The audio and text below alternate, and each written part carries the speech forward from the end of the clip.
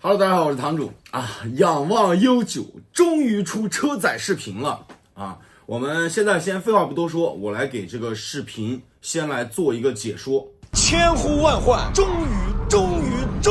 仰望 U9 终于把车载视频公布出来了，这可真是破天荒头一遭。虽然这个视频没有计时表，没有电门刹车开关的角度，略有遗憾，但是仰望公布了车载已经是难能可贵。不过这个埃森巴赫右转的大高速弯，弯速才125，是不是有点太儿戏了点？当我仔细看了一下，入弯处有水，所以这个弯速我觉得还可以理解。不过它的车载视频看起来真的很奇怪，简单来说就是没有任何速度感。照理来说，如此剧烈的左右重心变换，车载上必然也会让观众感觉到有很剧烈的重心变换，但是这个镜头甚至连一点抖动都没有，平稳的就像架了一个稳定器一样。车子的速度不管是100还是200，都给人带不来任何的冲击感。要不是今天的车手不是陶鹏飞，而是老外，我甚至可能会怀疑这视频是不是后期加速做的。大直道尾速264.1，比保时捷 Taycan Turbo GT 还高了15公里每小时。飞机场弯速176.5，看起来很低，但其实保时捷 Taycan Turbo GT 在这儿弯速也就178，但是出弯之后的尾速，保时捷却反超了仰望 U9。瑞典十字弯前 U9 的尾速是271，而保时捷 Taycan Turbo GT 的尾速却可以达到282。回放一看你就知道是仰望 U9 出弯慢了。瑞典十字弯，仰望 U9 弯速199，再次输给保时捷的201。不过接下来的优科豪马弯，仰望 U9 以97.4的弯速，居然还战胜了保时捷 Taycan。因为 Taycan 当时过这个弯只有91，车手一路下坡，连续左右左，没有松任何电门，冲到坡底尾速267.84，同样高于 Taycan 在这儿257的尾速。不过接下来冲上坡顶之后的高速弯，仰望 U9 的弯速就只有171了，远低于保时捷的188的弯速。从前面这一段对比，大家其实就可以看出来，1300多马力的仰望 U9 比1000多马力的保时捷 Taycan 尾速明显要高。同时因为轮胎用的是加通 GTR2， 这是一款堪比光头胎的作弊胎，也比保时捷 Taycan 原厂的宾耐力 Trofeo RS 的抓地力明显要更强，且轮胎更宽，车身更宽，轮距也更宽。所以尽管车重了200公斤，但其实弯速并没有输太多。但是唯独有一种例外情况，就是在左右连续重心变换的高速弯里，仰望 U9 输保时捷太多了。比如飞机场弯出弯之后，仰望 U9 居然还在降速；比如狐狸洞下了坡底再上坡顶，仰望 U9 的弯速也明显输给了保时捷。我猜啊，不仅仅是因为车重跟底盘调教的问题，仰望 U9 的电子系统可能也会有一定程度的介入。不过截止到阿德瑙森林的前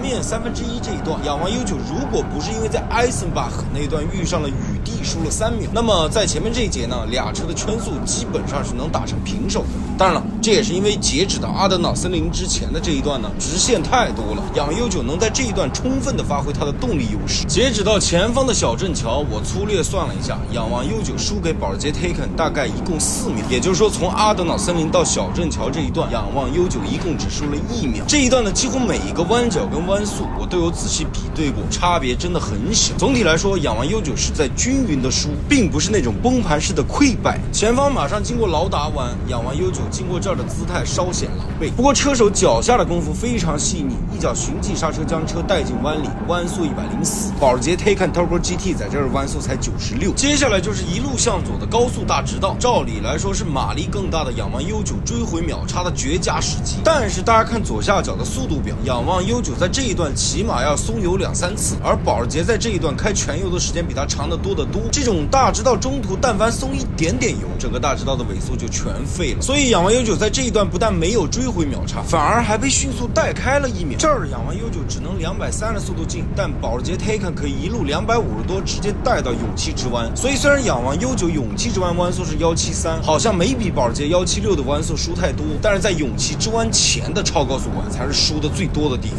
前方的右手低速长弯，仰望 U9 的弯速又比保时捷 Taycan 要稍微高了一点点，但是我必须指出的是，这也有可能是车手驾驶风格的问题，因为有的车手就是喜欢一脚刹车带到弯心，宁愿牺牲一点弯速都要争取尽快把车头对直，以争取最快的出弯。所以低速弯这俩车到底谁更快不好说，但是高速弯一定是 Taycan 更快，这是没有任何疑问的。出了大木马湾之后，仰望 U9 此时已经落后了保时捷 Taycan5秒，前方即将到达纽北的最高点高巴湾，这一连串的左右左几乎全是高速弯，因此在到达高巴湾的时候，仰望 U9 又输了1秒，此时落后了整整6秒。过了前方的这个坡顶之后，就是一路下坡，来到了纽北的后半段。从仰望公开的照片信息来看，这台车个至少中控大屏、门板、车顶都是没拆的，新装的防滚架也在一定程度上加了几十公斤的重量，所以对应的拆掉车内的一些东西，以平衡重量，其实是合理的。大多数刷纽北的厂家也都是这么做的。纽北的后半程呢，弯多路急且上下起伏，极其考验车辆的操控功底。U9在这儿的姿态还是会多少有点笨重，说实话，我都佩服视频里的这位车手，在纽北这种容易吃席的地方，驾驭这台车的难度可比开小米那台原型车难度大多了。居然还有很多人说仰望 U9这个7分17的圈速是因为车手开得很保守，保不保守我不知道，毕竟没有油门刹车开度的显示，谁也不敢乱说。但是这个车手能在很多低速弯里开得比保时捷 Taycan 还快，在很多高速弯里也没输太多。有些朋友咱就是说，咱是不是对保守俩字有什么误解？前方刹跳刹弯尾速204，轻刹一脚弯速141.99，伴随轮胎不断惨叫 ，U9即将来到纽北最刺激的大跳台。这台2.5吨重的老 baby 即将从3楼跳下去，然后车手只在入弯前稍微松一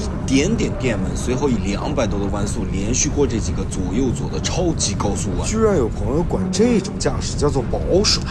我算是知道为啥网上有那么多人敢教维斯塔潘开车了，真是无知者无畏呀！前方经过燕尾湾，马上就要到小木马了。仰望 U9能走到这里还没过热垮掉，工程师们必然是付出了艰苦卓绝的努力，这份用心就值得点赞。仰望 U9当初如果不是因为被某些人夸大其词的宣传，什么出道就重新定义超跑，什么圈速超过法拉利 SF90%，根本就不可能会招来这么多人反感。幸亏仰望 U9没有被这帮井底之蛙的意见所左右，否则这牌子真就砸了。只是我很好奇的一点是，当初某个大放厥词说赛道是西方的糟粕文化的小可爱，现在仰望 U9也来玩糟粕文化了，这个回旋镖打在身上，他又该如何自圆其说呢？终于冲进最后的大直道，仰望 U9在这儿的尾速没有突破300以上，说实话挺让人诧异的。我看很多人说是为了安全所以做了电子限速，我觉得这个理由不是很能成立，因为此前这个轮胎是290左右爆胎，那轮胎厂哪来的数据就敢保证275的速度就一定不会爆胎了呢？而且凭啥就一定是275而不是280、270呢？重点是，如果一个轮胎型号有爆胎隐患，作为一个负责任的品牌，仰望怎么可能还会接着用它来刷圈？这不是在骂仰望漠视生命吗？我都不知道传播这种说法的人都是咋想的。好了，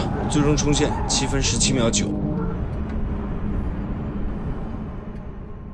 OK， 车载看完，然后围绕大家关心的几个问题，我来简单的做一个我自己的一个解答吧。首先是这个圈速快不快？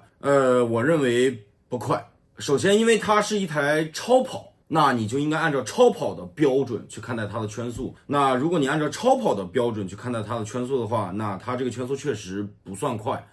但我认为比亚迪它有进步的地方，就是首先它敢于公布自己的车载，然后敢于去纽北刷圈，这个就已经是一个非常大的进步了。就相比它以前的一些它的营销方式来说，我认为比亚迪现在真的，我觉得至少是我不愿意再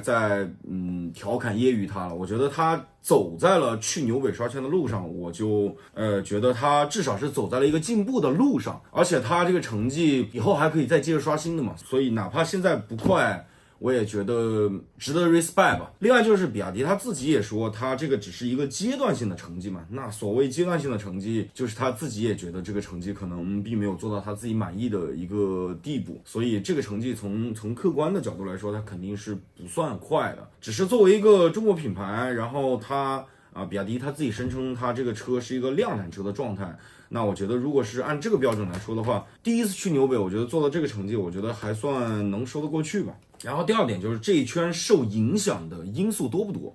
我仔细看了一下，它整个纽北的前半段，就是刚从13号弯出发，然后到艾森巴河那一段，它地面明显是有一些水的，甚至行车线上都有水。但是我仔细看了一下它的秒差，其实在那一段受影响，大概影响到了3秒，就是对比保时捷 Taycan 的话，就是咱们抛开车子和车手的状态不谈啊，这个东西，因为我们没法量化，就光从地面来说的话，它其实就开头几个弯有一点水啊，然后影响的因素大概是3秒，所以我认为受影响因素不算特别大。然后第三点是，这是车手不敢冲吗？有人甚至说这是车手碰上了日光特别大，所以收油了啊，收电了。这一点就有点扯淡，那不太可能啊，因为比亚迪它去刷圈一定是包场刷，前后都不可能有车，然后任何一个能被厂家邀请去开这种车，然后去做量产车圈速的这种人，必然是超级大 pro。你都别说日光影响到了他了，闭上眼睛他都能开，所以完全不存在什么因为害怕所以收电门什么，不存在。第4点就是最后大直道没有上300，原因究竟是因为什么？然后最后大直道的尾速影响了多少？最后大直道没上300的原因究竟是因为什么？这个我真不敢乱说，但是我个人认为一定不可能是因为电子限速，因为我的视频解说里面其实也说到了，就是你的轮胎爆胎了，290多公里爆胎了，轮胎厂你如何在短时间之内知道275就不会爆胎呢？那为什么不是270，为什么不是280，而是275呢？而且如果一个轮胎它是有爆胎隐患的情况下，厂家更加不可能让一个国外的车手冒着生命危险来给自己做刷圈的活动，这是绝对不可能的。因为任何的刷圈活动，任何伟大的事业，人命永远是第一位的。你明知道有安全隐患的情况下，你还这么做，那对吧？这怎么可能呢？对不对？作为一个负责任的大厂来说，然后它最后大直道的尾速影响了多少圈速呢？我也仔细的看了，从小木马一直到最后的冲线啊，包括从 BTG 那个牌子那儿你去算，其实大概是比保时捷 Taycan 在那个位置慢了2秒。当然，如果它没有问题，能不能在这个大直道的这一段能比保时捷 Taycan 更快，这个不知道。就是我们假设按照它跟 Taycan 的秒差来算的话，它在这一段比 Taycan 是丢了2秒。另外，最后啊，有一些这个相对比较极端的底粉啊，这个比亚迪出了极速的视频艾特我，出了圈速的视频艾特我，然后呢说这个堂主你怎么前居后恭？这个很正常的一个事情，因为他以前做那些什么摇摇乐啊那些宣传，我很不喜欢，那当然是骂。那现在他做到了去纽北，他真正兑现了自己的承诺，然后走到了刷圈速，去调教底盘，去改变他的一个驾驶这样一个正确的道路上面来。那当然作为一个性能党，对吧？该夸得夸，这个是此一时彼一时的事情，这不是很正常吗？就好比说他今年做到了7分17，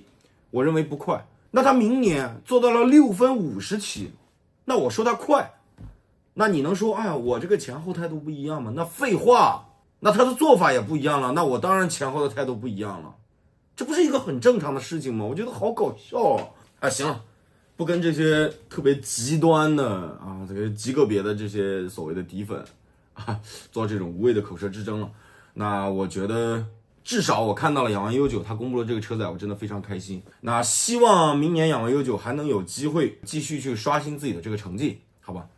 那我是堂主，那我们下期再见，拜拜。